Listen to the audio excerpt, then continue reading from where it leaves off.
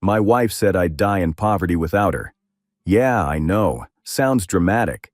But if you've ever lived with someone who thinks they're a gift from the gods and you're just the bubble wrap they came in, you'll get it.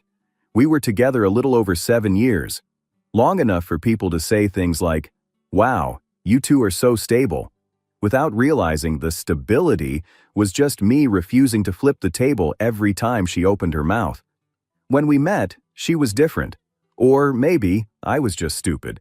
She was warm, playful, always cracking jokes, always hyping me up. "You're smarter than you think," she'd say.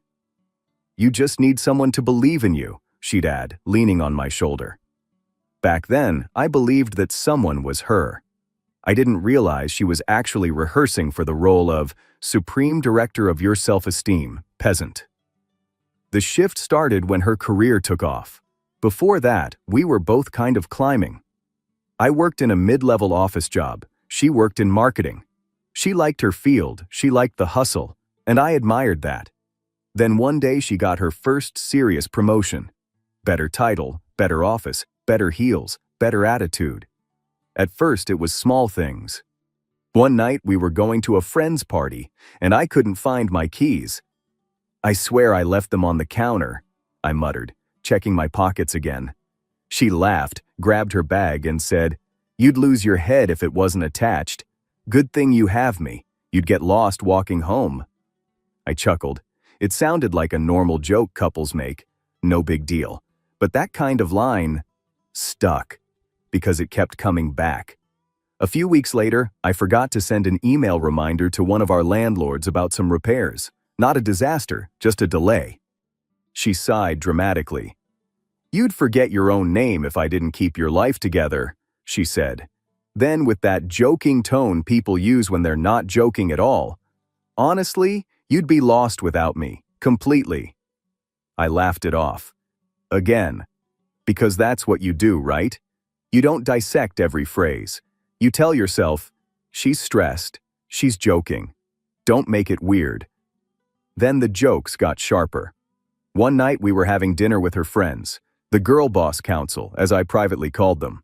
All of them dressed like LinkedIn ads, blazers, neutral tones, wine glasses, and a shared subscription to the I Deserve Better podcast.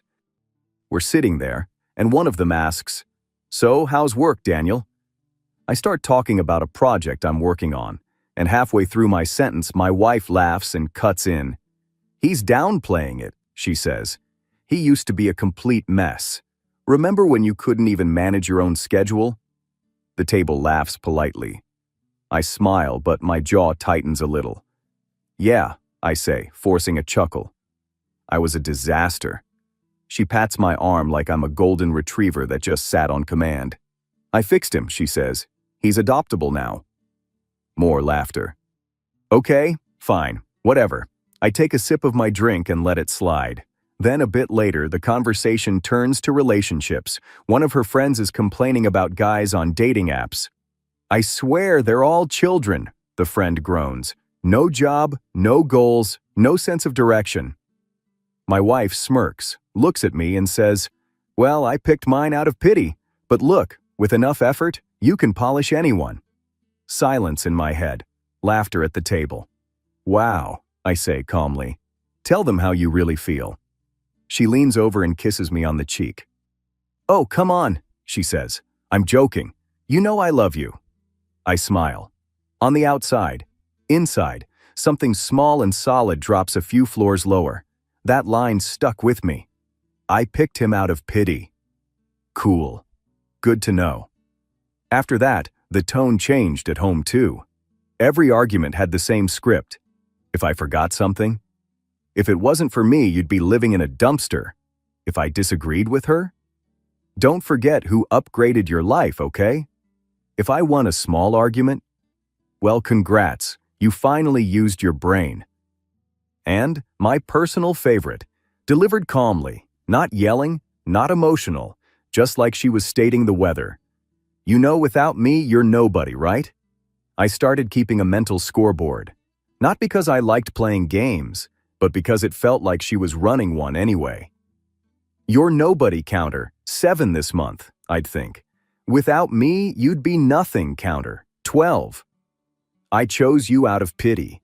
3. But those hit like headshots. I didn't scream back. I didn't slam doors. I'm not an angel, but I don't like drama. To her, that meant I was weak.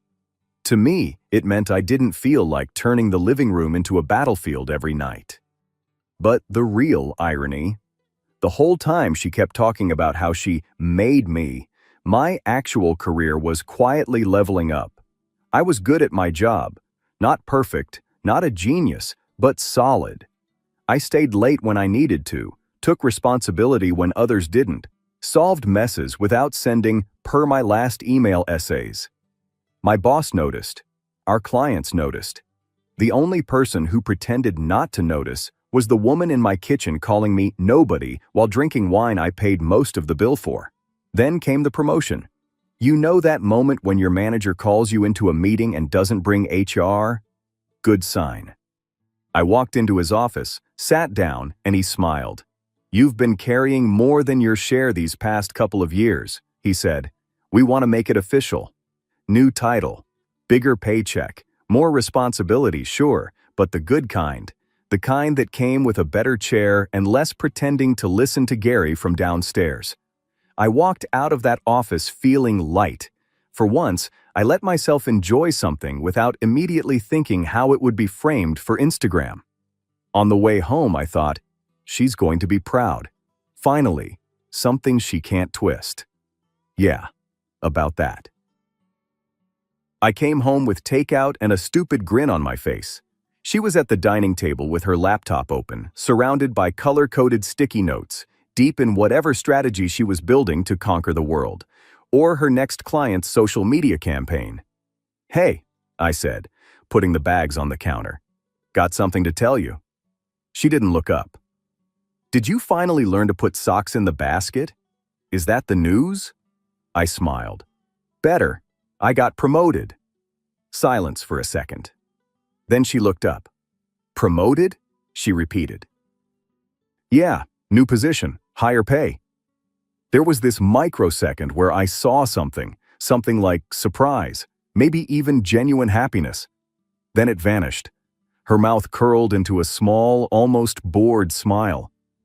Well, she said, I told you, didn't I? Told me what? That you'd go nowhere without structure, without someone pushing you. You're welcome. I blinked. You're welcome, I repeated slowly. She closed her laptop, like the conversation was already over. Daniel, she sighed, you seriously think you would have gotten that if I hadn't whipped you into shape? Before me, you were scared to even ask for a raise. Now you're Mr. Promotion. That's my influence.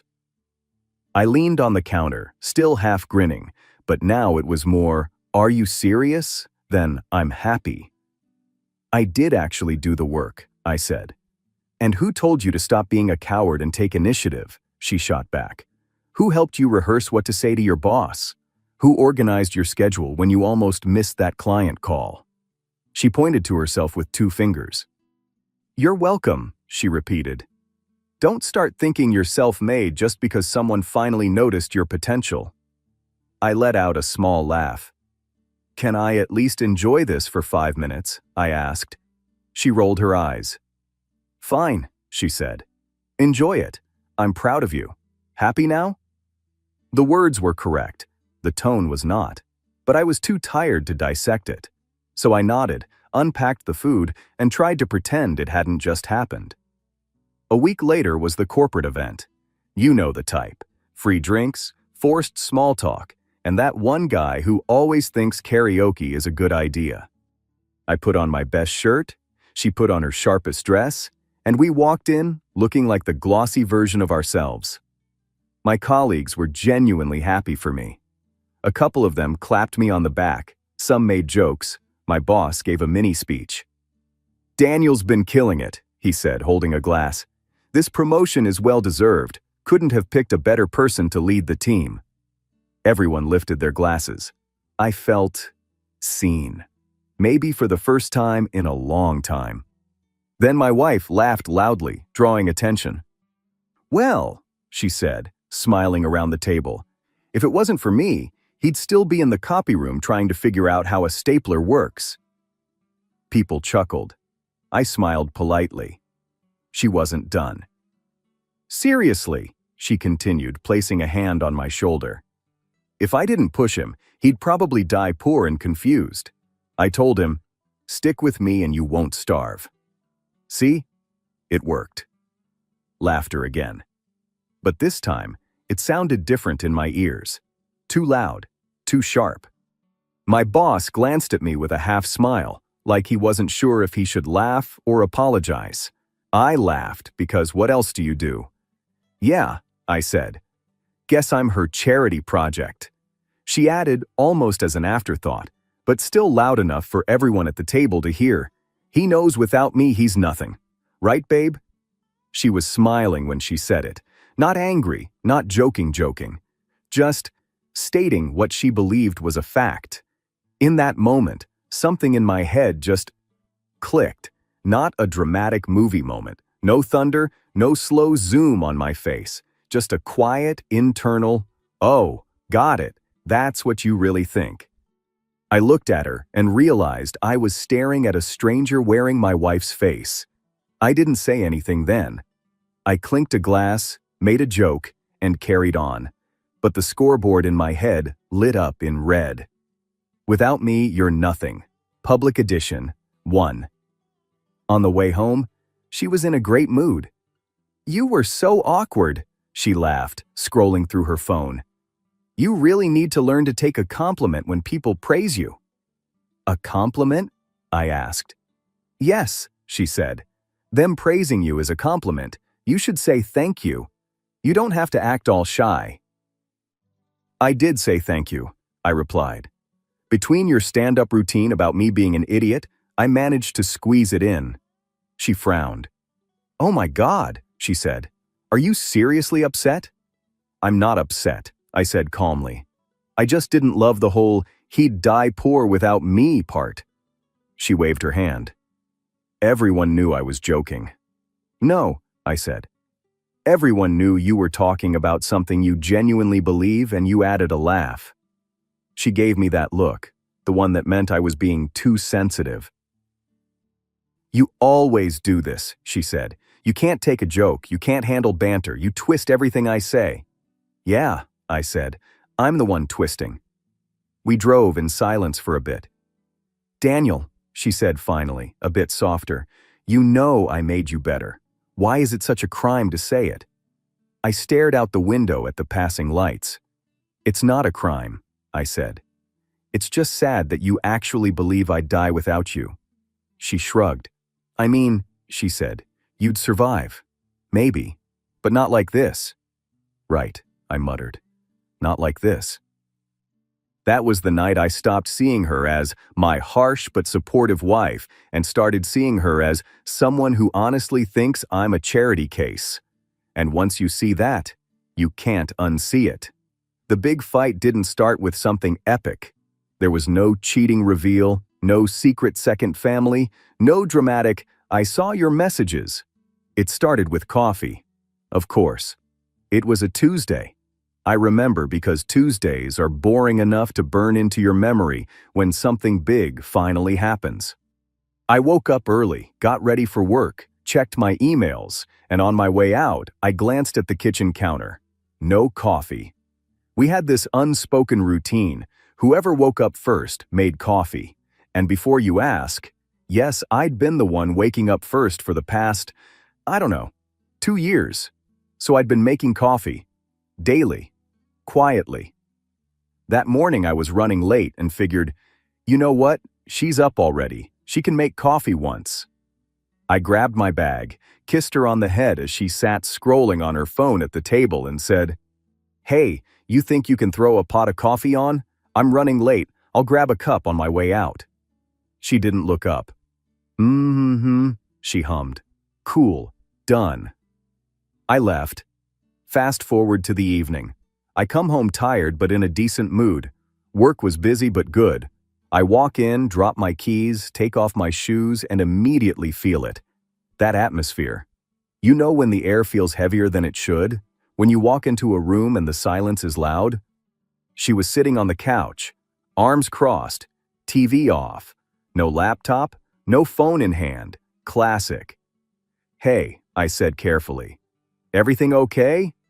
She turned her head slowly, like a villain in a low-budget movie. "Is everything okay?" she repeated. "Yeah," I said. "That's usually how that question works. Something wrong?" Her jaw clenched. "You're unbelievable," she said.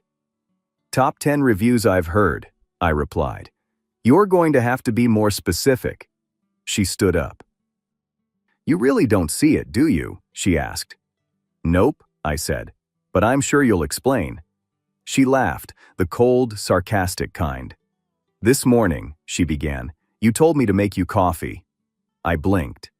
"I asked if you could make a pot," I said. "Didn't know it was a hate crime." "You ordered me," she snapped. "Throw a pot of coffee on, like I'm your maid."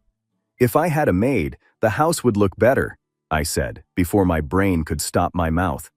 Her eyes widened. "Wow," she said. "So now I don't keep a clean house either?" "I mean," I said, gesturing around, "there's a laundry basket over there that's lost all hope. But okay, let's not pretend this is about coffee or housekeeping." She stepped closer. "You don't appreciate anything I do," she said. "Nothing. I push you, I support you, I build your life, and you talk to me like I'm some servant." "Right," I said. "The servant who constantly reminds me I'm nothing without her. Very nurturing." Her voice got sharper. "You are nothing without me," she snapped. "Say thank you at least." I stared at her. "You hear yourself?" I asked. "You say that like it's just a normal line." "Because it is normal," she shouted. "You would not be where you are without me, not with that timid, weak little personality you had when I met you." I smiled slightly.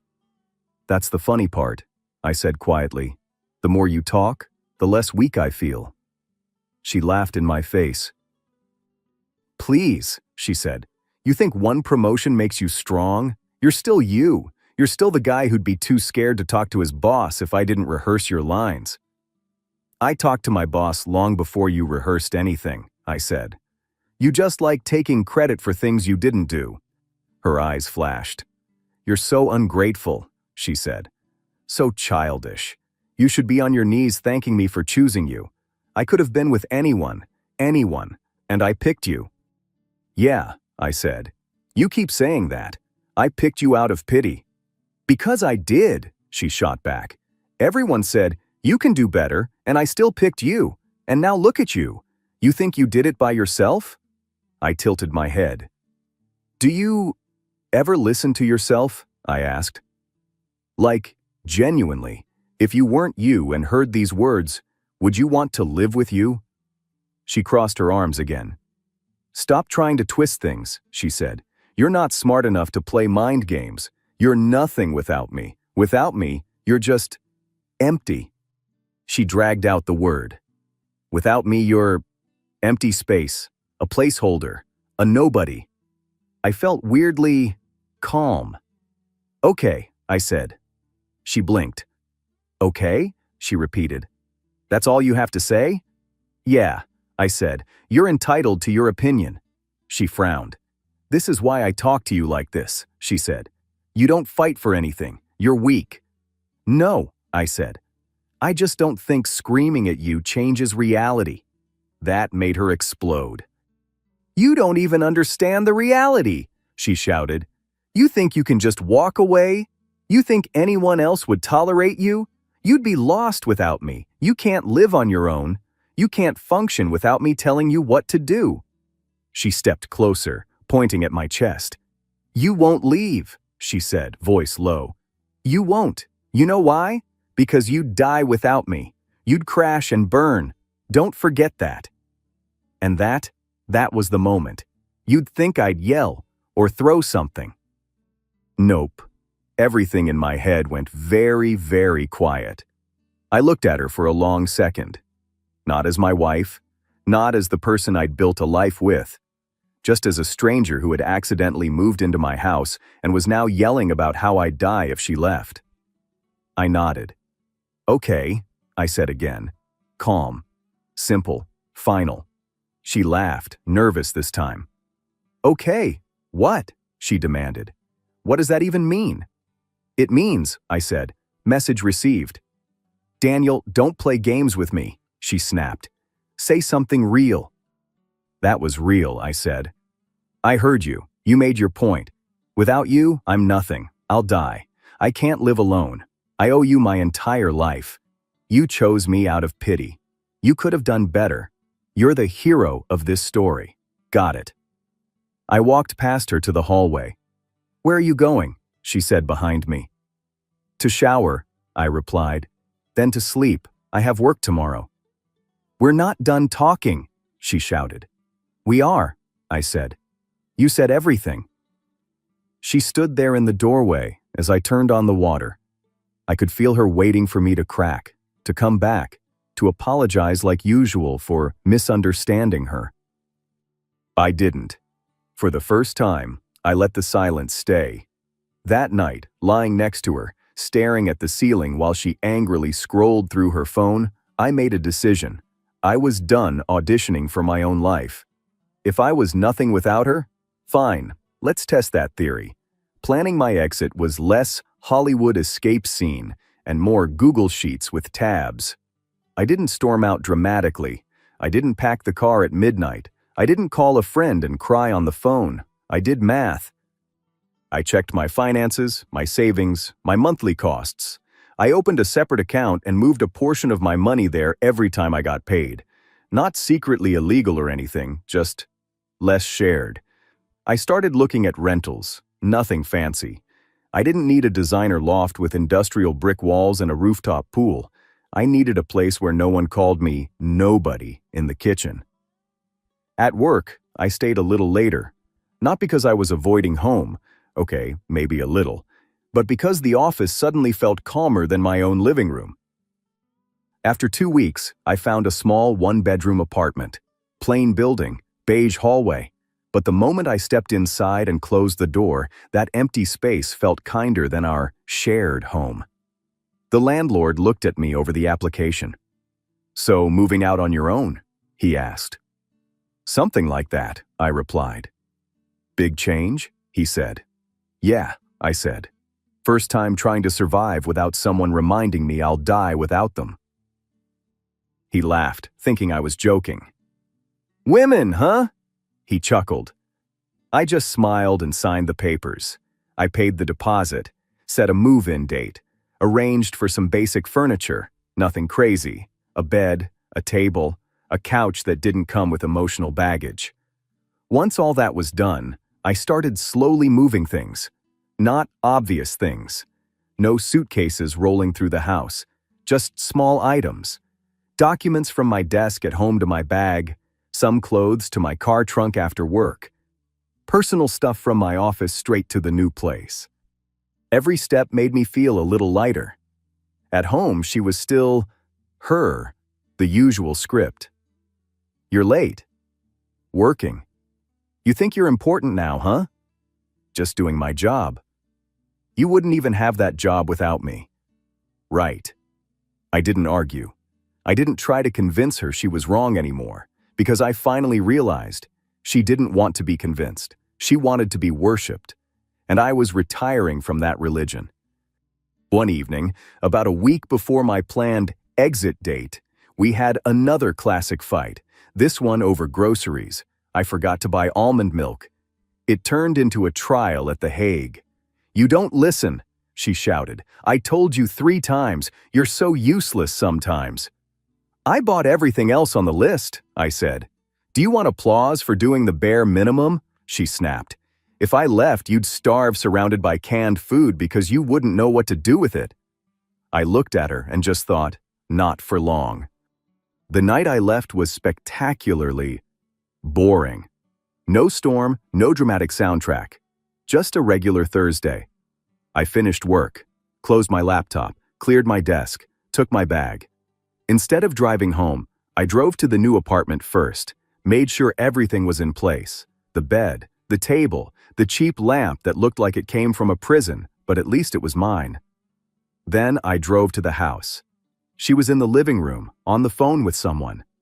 I walked in calmly, went to the bedroom, pulled out the suitcase from the closet, and started packing the last of my clothes. She appeared in the doorway, phone still in her hand. "What are you doing?" she asked. I folded a shirt. "Packing," I said. She frowned. "For what?" "To leave," I replied. She laughed. "Very funny," she said.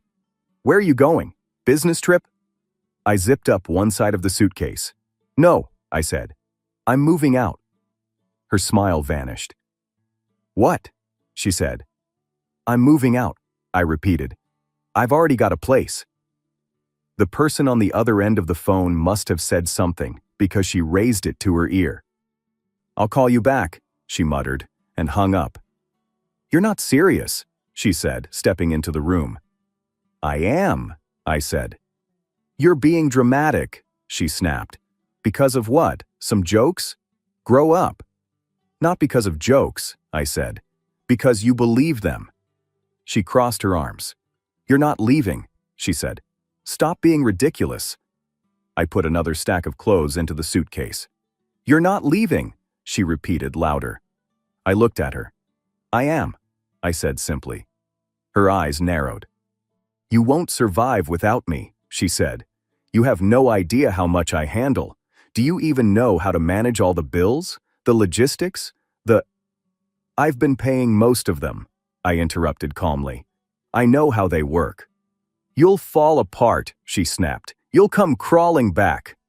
"We'll see," I said. She stared at me like she was waiting for the punchline. "This is insane," she said. "Where are you even going?" "Apartments exist," I said. "I found one. Amazing invention." "You're doing this to hurt me," she said. "You want to punish me." I shook my head. "No," I said. "This isn't about you. This is about not living in a house where the person I sleep next to repeats, 'You're nobody without me,' like a bedtime story." She scoffed. "You're so sensitive," she said. "You can't handle strong women." "There's a difference between strong and cruel because it makes you feel tall," I replied. "Daniel," she said, voice dropping into that cold, controlled tone again. "You are making the biggest mistake of your life. You're throwing away everything I built for you." "Exactly," I said. "You built it for me. That's the problem. You need it to be your story, your victory, your charity project. I'm just tired of being your before and after picture." I closed the suitcase. She stepped in front of the door. "You're not leaving," she said. I looked at her for a few seconds, then tilted my head. "Move," I said quietly. "No," she said. I walked closer, stopped right in front of her. "You keep saying I'm weak," I said. "Here's your chance to test it. Either move or find out how stubborn I can be when I'm done." She held my gaze for a long moment. Her eyes wavered. She stepped aside. "You'll be back," she hissed. "You'll come crawling. You're nothing without me." I picked up the suitcase, slung my bag over my shoulder, and walked to the door. At the doorway, I paused. I didn't say anything cruel. I didn't turn my leaving into a speech. I just looked back at the living room, at the couch where so many "you're nobody" speeches had been delivered. Then I looked at her. "You keep saying I'd die without you," I said. "Let's see." Then I left.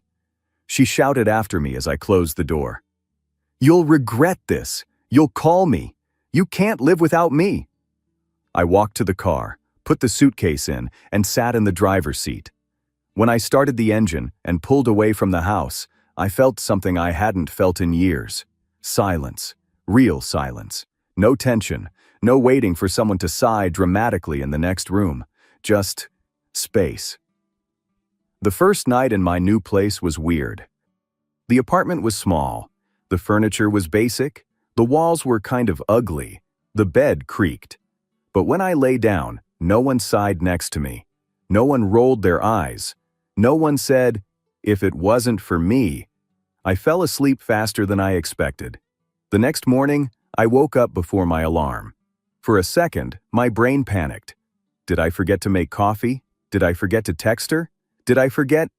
Then I remembered. I didn't have to manage anyone's mood. I didn't have to walk on eggshells before work. I didn't have to mentally prepare for a sarcastic monologue about my incompetence. I made my own coffee. It was the best coffee I'd had in a long time.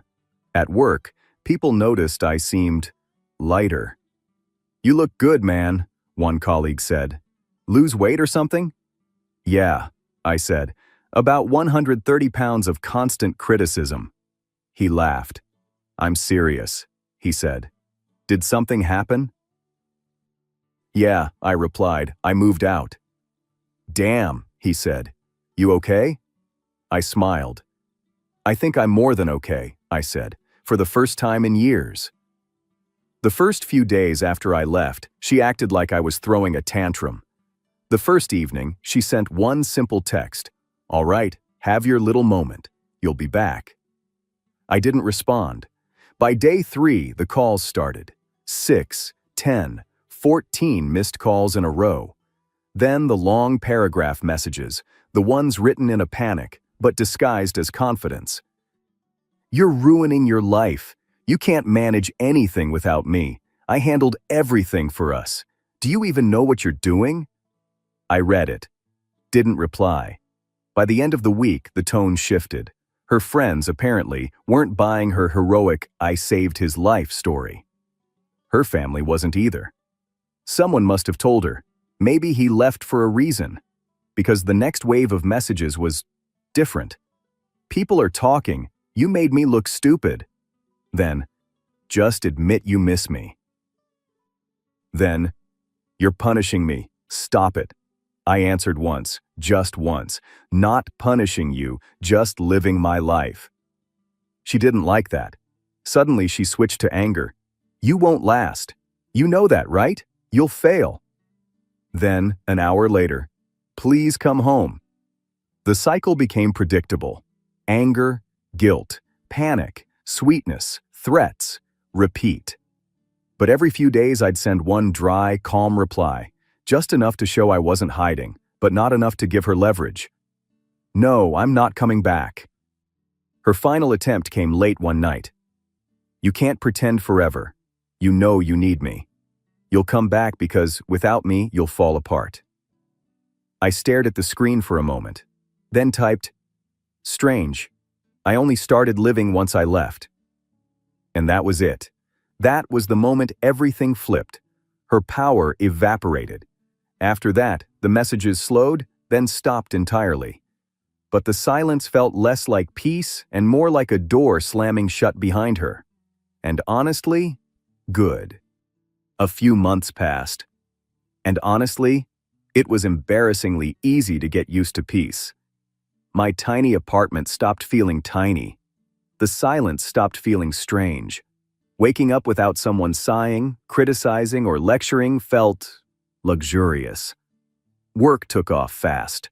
Turns out when you're not being told you're useless every day, you get a lot more done.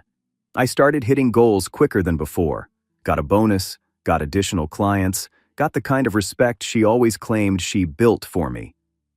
Funny how that works. My coworkers kept saying things like, "Dude, you look lighter," and "You're glowing. Are you secretly rich now?" Close enough. I started eating better, sleeping better, stopped feeling like I was preparing for a verbal boxing match every evening. Meanwhile, her story fell apart. A mutual friend told me she tried explaining the breakup by saying I had a meltdown and couldn't handle responsibility. No one bought it. Apparently, she tried the classic "I made him who he is" speech again. And people actually pushed back. Guess it hits different when I'm thriving without her. One day I got a final text from her. No anger, no threats. Just one sentence. "I didn't think you'd actually be better without me." I didn't reply, didn't need to. Because by then, the truth was obvious. I didn't lose anything. I didn't miss anything. I didn't fall apart. I finally lived.